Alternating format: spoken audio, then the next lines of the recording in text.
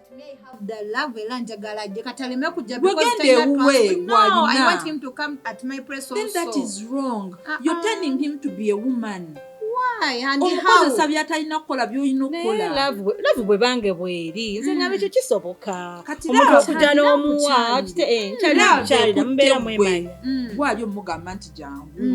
No, sometimes I go, I'm coming, then you must be having your transport.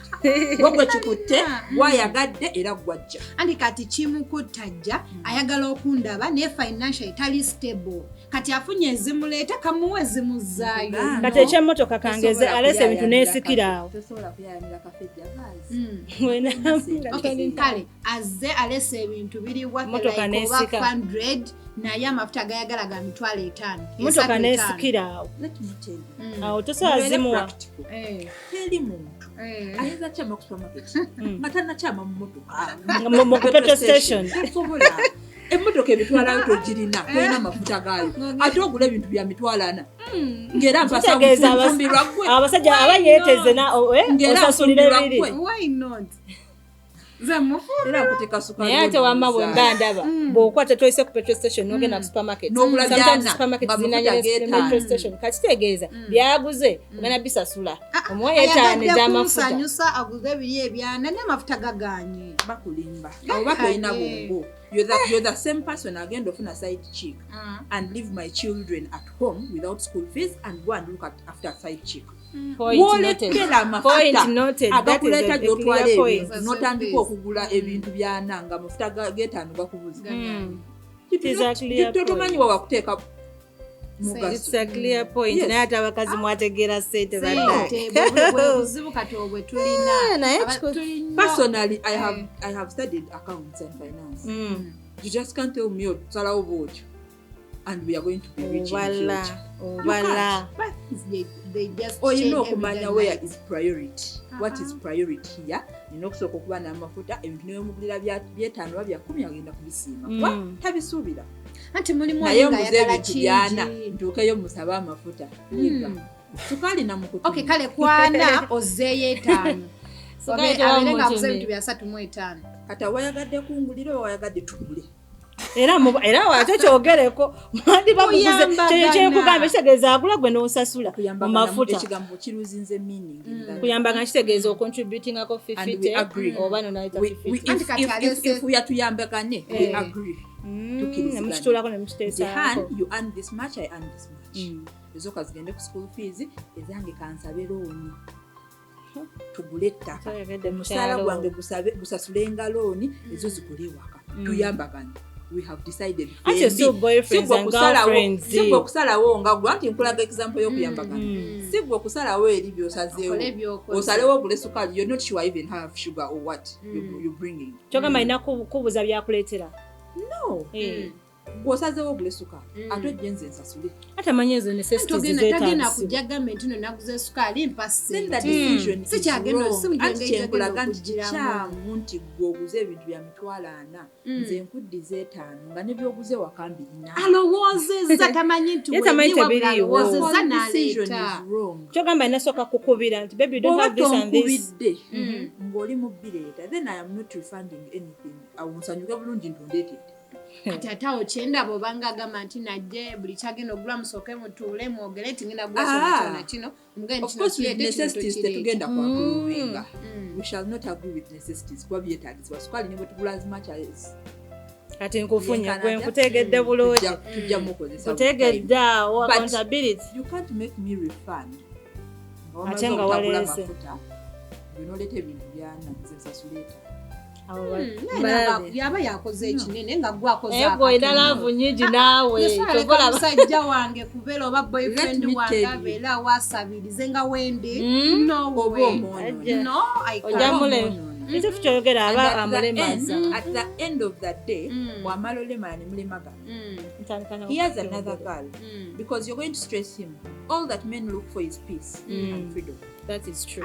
How am I going to stress him nga mukolera by'abayagala? Ogenda bikola obikole. But nga gwe bw'oli omukyala tiwaba kukolera buli kimu. Otuuka ng'obanja ne kiri bakongereko kuba naye muntu. leero omulaga nti transport omumuwanga ajja musabanga eva kijja kufuuka kyalubeerera akusabe n'ebirala kifuuke kyalubeerera because you want to please him. Give him. Atuuka n'abanga si musajja gy'oli. He is not providing. By nature of creation, men were created like lions. A lion does not eat what terya na nnyama gye bagitidde yeenoonyeza. So by the fact nti gwe n'omuwa agenda noonya gwawa z'oba omuwadde. whether z'omuwadde oba zaakuze naye agenda noonya amuwa tasiki y'okumuwa. Mutagenda kugobawo cause you're simplifying life for him. Mubeerewa. Naye agenda noonya gwawa. Ate kikumenye nti ajja kusabanga kuba alina already a dependent. Bwemba nina ekyo kyandiredde omuwa. From that aspect of omuwa ye n'anoonya gwaziwa.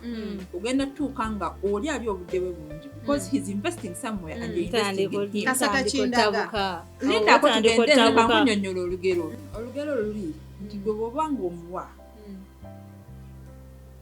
after okumulwanyiza nti omuwa agenda funa amdependingako gwawa. So on your side, because he has not invested anything, a Chizimba relationship is because he's injecting his something and you're injecting your something. So that is the pain when it breaks. Pain however muku investment gye mutaddemu. So if you've invested your time, he has invested his money, you've showed him to your relatives, to your friends and whatsoever, that is where the pain comes when it breaks. So awe muba ne mugizimba ne mugamba it won't end today or now. Let's continue, let's push it, because oli sente ze zimuluma ndagenda tandika n'omulala atatandike buto. So agamba it makes you beautiful.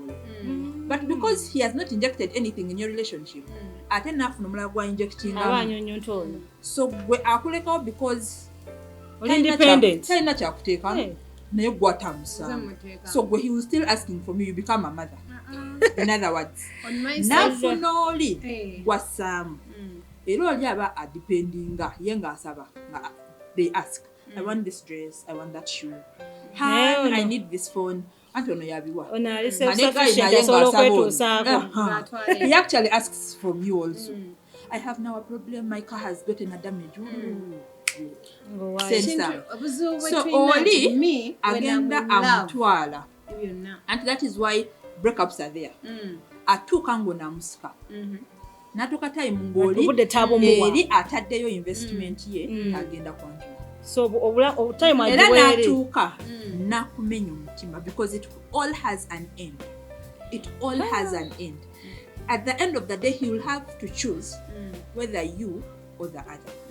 But with you, he very well knows you have the money tagenda kusobola. That is what they will say. Ajja kugamba olina sente sikusobola, muli ajja kuba kimanyi.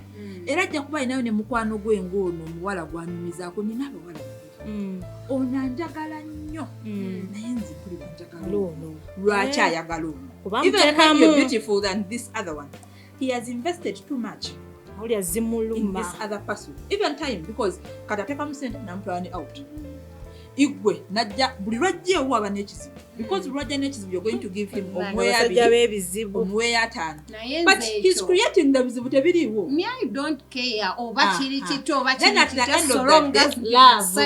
At the end of the day, he will break you and continue with the other. That is how it has to because of your money. Yes. Kati nze seafood Era agende eri afumbirwe ayanjule agende on. Naye kati ate gw'omala okwenda kyalinga tufunire bakansula because of your money. songa nze era njukirayo ebyo ebiseera bye mba nakola ki nanyumirwa naye kale the pain increases. Olwawo okuwona naye kati kankubuuze nga gwe boyfriend osobola kumuwa like money omuwanga sente zenkana range ya sente gy'oyinza okumuwa nga boyfriend wo. As a boyfriend, I plan not to give money. As a boyfriend, while we courtship, mba nina okulaga empisa zange nange manyezi kyensobola nekyesisobola. While we courtship era nga tukyali boyfriend girlfriend, naawe nondaga ebibyo. Bwe tumala okulabagana ne twemanya, awo netutandika olowooza tugende olabe ku maama wange. After we are married as husband and and a wife, then I will think of giving.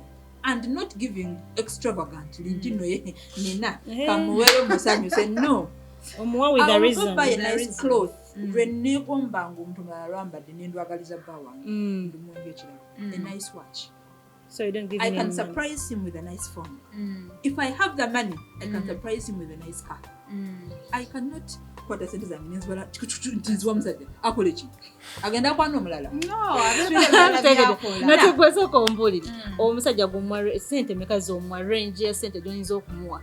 It depends. Like how much? Wemba nzirina neba bukadde 10 neba busatu I just give him again then he just enjoys. Okay. Me abele musanyu Personally, I would think I would invest my money somewhere. Yes. Instead of Not giving young it to a and man. even when I think of breaking me, I'm like, no, I have my money. Let him move on, I'll get another one. Nzirina nestamuwa still ngenda kubako gye musindika tabalina bakole ki bamuwe kati wemba because I am pretty sure men chew what they have scrambled for. Yeah, that is true. I am not going to waste my money as well with gwensanze. Sate buli gwensanze mpadde ono wange Bagamba gwayagala omala omuwanga olina agukumenya ofuna omulala naye omuwe. Lwaki tulivingira nnyo mu kino nti wenna mwadda enji agenda kummenya Katonda bwe yali atonda abasajja yabatonda nga they have to work hard to get something. That is why buli lwolisanga omukazi nga omusajja sente bw'ataba mukulu nnyo ku ye omukyalo yaba mukulu nnyo ku ye ng'alina omwegula and this muvubuka will always have his age mates wawa because by nature of creation Bible nebeera ekulaga nti bamala obbatonda n'abalagira nti obuvunaanyizibwa bwammwe kulabirira kati so all in all gwe sooka ombulire kiki kyenjogeddeko ekyaba boyfriend baakamani concluding oti nze era still sigenda kukyuka omuntu owange so amukkiriza abeere ate kyendabye mu kino oba like bwe simuwanga nnina yenakubako omulala gye musindika twegamba gojja Bawe nina okumuwa sigenda tunesha simala kumenyeka mutimu tolifumbirwa. Tell me your conclusion, my dear. Personally, I'll give a man when we are husband and wife. And on conditions, tandaze buliko kyetugoba. Just to support him somewhere. Yes. From the word go ebali batonda omukazi Katonda n'atunulira omusajja n'alaba nga tagenda kusobola kubaawo nga tewali mukazi n'amutondera omubeezi. Era ffe bayambagane to uplift them. Funa ekigendererwa nyambe ekigendererwa I push into that kigendererwa ekigendererwa talina tasodde kumulya kizibu kye nayinoddayo emasake you don't give in your money but all in all thank you my girls banaye today ekutta but I'm on your side also kubanga amaye tudambyaki abakazi mwenna muli ebananga abawala omwava ayagalwa nnyina iye nze mbabuulira omwava ayagalwa nnyina naye kyonna kyekiri nze nange kunze ndabanga akasente muka boyfriend ndabanga kabaka kagize naye all in all follow us on LMG LM media jemba mu following subscribe like and share yeah we love you. Thank you.